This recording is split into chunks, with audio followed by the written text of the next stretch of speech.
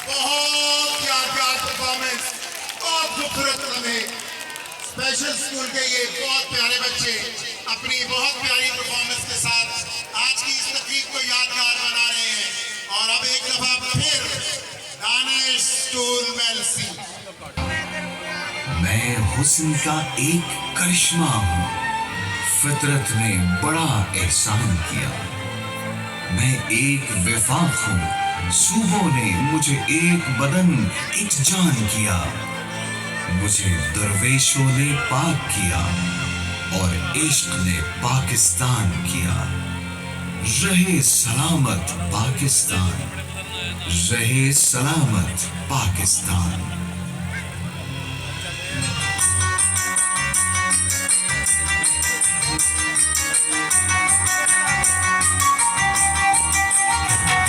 सोने की कानों का खिता चांद रखा इस पर साया। इसको चूमने आए समंदर, इसको चूमने आए समंदर, देखे मोती जाए समंदर।